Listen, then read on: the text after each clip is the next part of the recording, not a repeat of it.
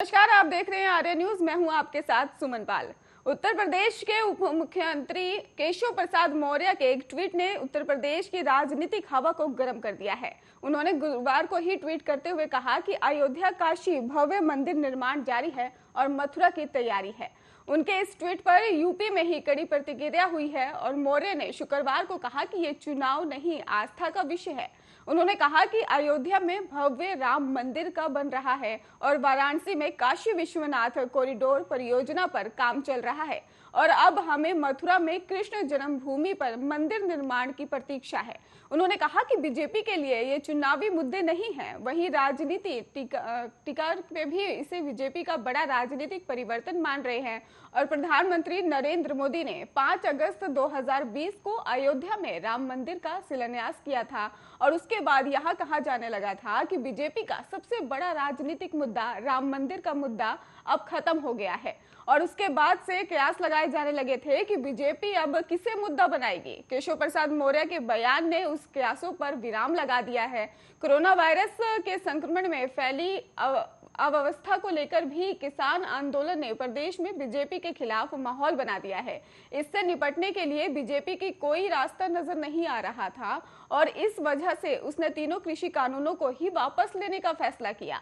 इसके बाद भी जमीन पर बीजेपी के पक्ष में कुछ नजर नहीं आ रहा था। इसने बीजेपी की चिंता बढ़ा दी थी और इसके बाद उसने एक बार फिर मंदिर की रुख किया और बीजेपी ने 2017 के विधानसभा चुनाव में टिकट बंटवारे में जाति को हथियार बनाया था।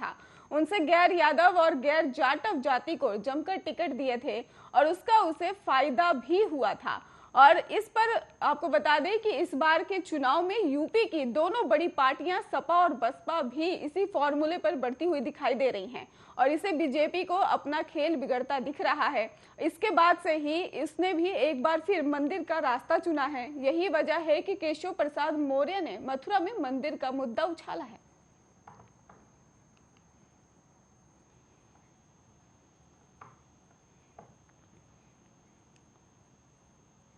समाजवादी पार्टी के प्रमुख अखिलेश यादव ने कहा कि जनता ने जितना दुख बीजेपी की सरकार में झेला है उतना दुख जनता ने किसी और सरकार में नहीं देखा।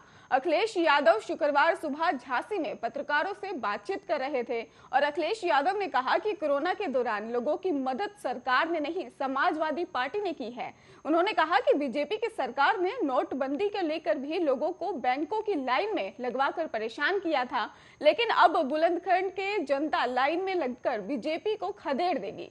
उन्होंने कहा कि मतदान के लिए लाइन में लगने वाली जनता बीजेपी को शून्य कर देगी। सपा प्रमुख ने यह भी कहा कि लोग अब बीजेपी के झांसे में नहीं आएंगे और उन्होंने कहा कि झांसी की रानी लक्ष्मीबाई ने अंग्रेजों को खदेड़ा था। बीजेपी की सरकार ने किसानों के साथ अंग्रेजों से भी खराब व्यवहार किया है।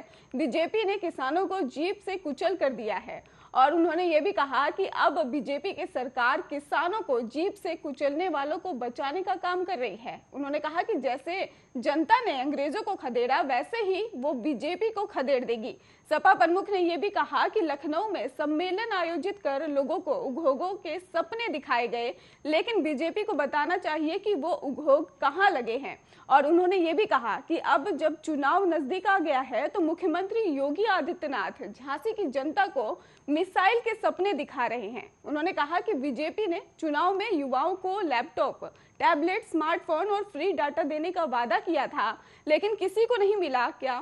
और इसको लेकर भी उन्होंने कहा कि जब चुनाव आने वाले हैं तो मुख्यमंत्री युवाओं को स्मार्टफोन, टैबलेट बांटने की बात कर रही है। अखिलेश यादव ने कहा कि अगर योगी आदित्यनाथ की सरकार ने अपना वादा पूरा करते हुए युवाओं को लैपटॉप और टैबलेट, स्मार्टफोन, डाटा दिया होता तो लॉकडाउन में इतनी परेशानी नहीं उठानी पड़ती।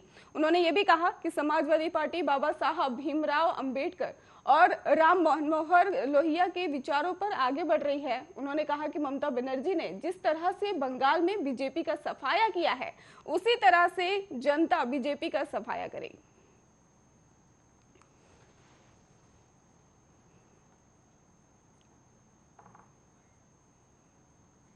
सत्ताधारी दल के कार्यालय या मंत्रियों के आवास के पास तो मांगों को लेकर धरने प्रदर्शन पे आए दिन देखने को मिलते हैं, लेकिन जो दल खुद चुनावी मैदान में अपनी जमीन वापस जुटाने की कवायद में मद्देनजर हो तो अगर उसके कार्यालय पर मांगों को लेकर धरना प्रदर्शन हो तो ताज्जुब लगता है, लेकिन राजधानी लखनऊ में कांग्रेस कार्यालय के बाहर इन दिनों ऐसा ही नजारा देखने को मिल रहा है।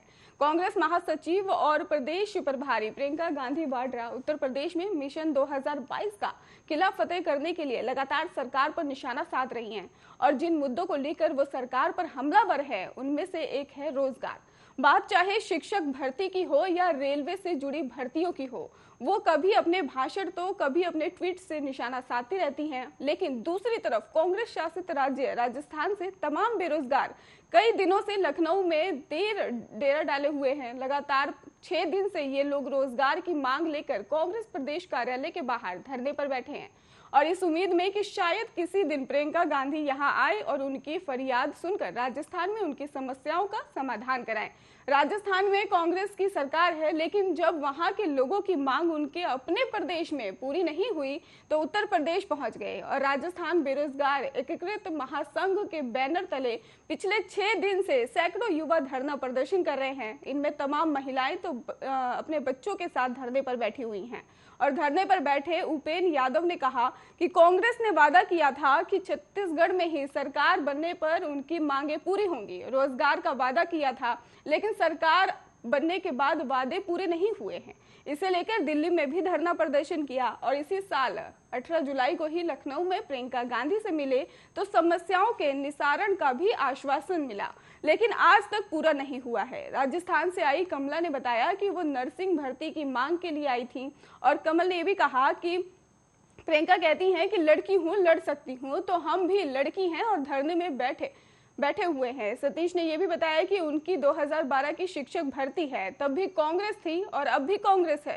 राजस्थान से आई विनोद कुमारी ने भी बताया कि राजस्थान में तमाम मंत्री और विधायकों से मिले, जब सुनवाई नहीं हुई तो यहाँ आए। विनोद कुमारी ने बताया कि आज यहाँ बैठे हैं तो उन्हें बीजेपी का एजेंट बताया जा रहा है।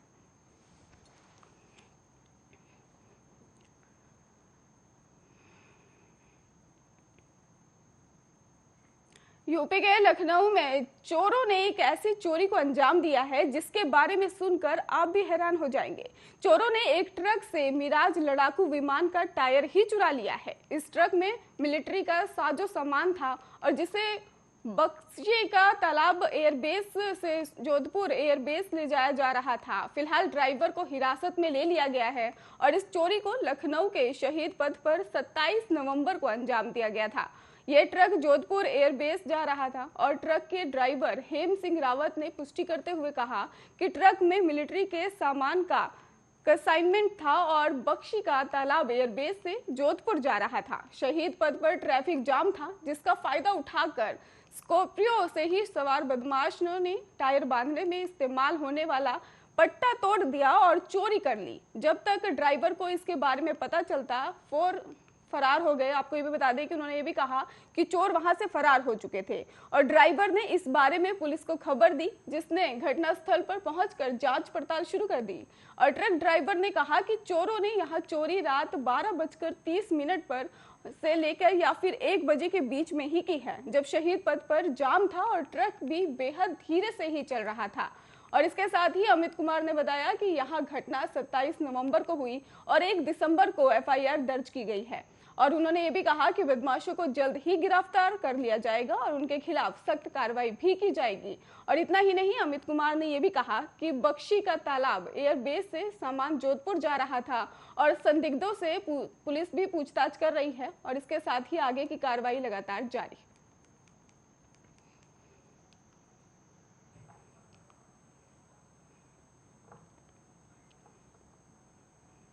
उत्तर प्रदेश के कानपुर का एक वीडियो सोशल मीडिया पर जमकर वायरल हो रहा है। वीडियो में देखा जा सकता है कि एक बकरी सरकारी दफ्तर में घुस जाती है और कुछ देर बाद वो मुंह में कुछ कागज दबाए बाहर दौड़ जाती है। कागजात शायद जरूरी रहे होंगे और क्योंकि बकरी के पीछे ही सरकारी कर्मचारी भी दौड़ते हुए नजर आ रहे थे। बकरी के मुंह में कागज दबाए भागने का 22 सेकंड का ये वीडियो कानपुर के चौबेपुर ब्लॉक कार्यालय का बताया जा रहा है। इस वीडियो को 1 दिसंबर को ट्विटर पर शेयर किया गया था, जो देखते ही देखते वायरल भी हो गया। लोगों का कहना है कि काले रंग की बकरी जिन कागजों को लेकर भाग रही है वो चौबेपुर ब्लॉक कार्यालय के सरकारी दस्तावेज के हैं और जिन्हें छीनने के लिए कर्मचारी भी बकरी के पीछे भागते हुए नजर आ रहे हैं। बहुत दूर तक सरकारी कर्मचारी को दौड़ाने के बाद ही बकरी कब्जे में आई, लेकिन तब तक वो सरकारी कागज का कुछ हिस्सा चबा चुकी थी। वहीं से लेकर अब वीडियो मनुलाल यादव ने भी सफाई देते हुए कहा कि बकरी कार्यालय के पास एक कैंटीन में स्कैन पेपर लेकर भाग गई थी, ना कि आधिकारिक दस्तावेज। अब सवाल ये उठता है कि बकरी अगर स्क्रैप पेपर लेकर भागी थी तो वीडियो क्यों बनाई गई थी और इसको लेकर सफाई क्यों दी जा रही?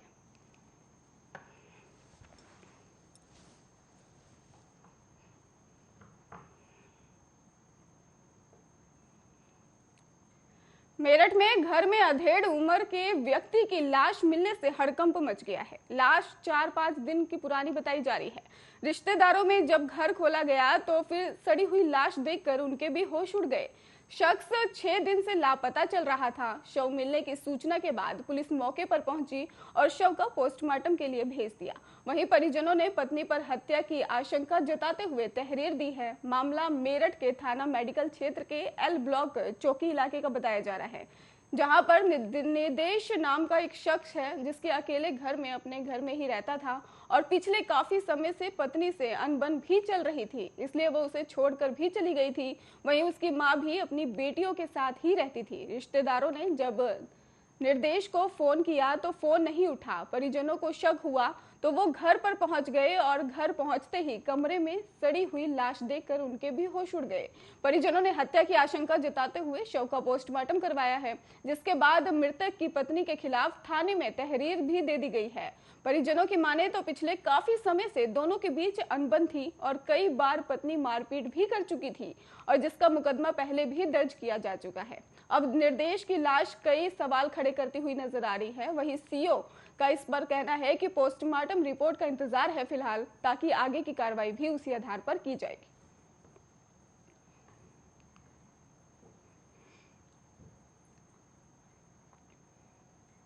जनसंख्या समाधान फाउंडेशन की ओर से 4 दिसंबर को मेरठ में जनसंख्या पर कानून के लिए रथ यात्रा शुरू होगी, जो पूरे प्रदेश में निकलेगी। और इसके शुभारंभ के लिए भी फाउंडेशन के संरक्षण में ही आरएसएस के राष्ट्रीय कार्यकारिणी सदस्य को लेकर भी इंद्रेश मेरठ पहुंचेंगे और इसका शुभारंभ भी करेंगे। 5 रथ के साथ ही करीब 100 वाहनों के साथ रथ यात्रा निकाली जाएगी। हापुड़ रोड पे मौजूद जगदम्बा हॉस्पिटल के ही पत्रकार वार्ता में फाउंडेशन के प्रदेश अध्यक्ष चौधरी गजेंद्र सिंह नीलकंठ ने बताया है कि जनसंख्या वृद्धि सबसे बड़ा अभिशाप है और बेरोजगारी, भूखमरी और स्वास्थ्य सेवाओं के लिए भी बड़ा संकट बन रही है, जिस पर लगाम लगाने की सख्त जरूरत पड़ गई है। उन्होंने बताया कि चुनावी दौर में जनसंख्या नियंत्रण कानून की सख्त जरूरत है, जिसके लिए सरकार पर दबाव बनाने का भी प्रयास किया जा रहा है।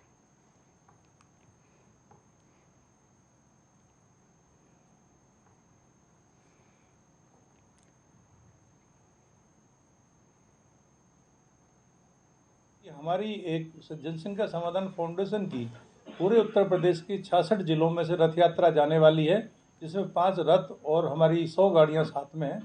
पूरे उत्तर प्रदेश में जाएगी और हर जगह हमारी सभाएं होंगी और हमारे नाइट स्टे होंगे। एक दिन में हम 3 जिले कवर करेंगे, ताकि 28 दिसंबर को हमारा समापन अयोध्या जी में होगा, जिसमें पश्चिम उत्तर प्रदेश से बस भर भर के जाएंगी और वहाँ जाके लगभग 50,000 लोगों का जमावड़ा होगा। और हमारा उद्देश्य ये है कि हम जनसंख्या नियंत्रण कानून जल्दी से जल्दी लागू करवाएं और इलेक्शन से पहले हमारे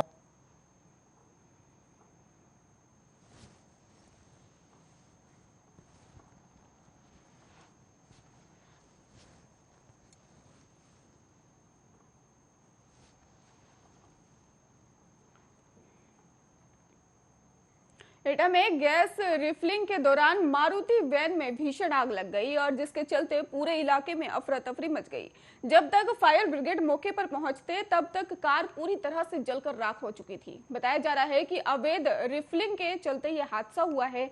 वहीं क्षेत्र में मौजूद लोगों ने बताया कि शहर भर में जोरों पर अवैध गैस का कारोबार चल रहा है और पर अभी तक पूर्ति विभाग ने अवैध कारोबार के खिलाफ कोई कार्रवाई शुरू नहीं की है।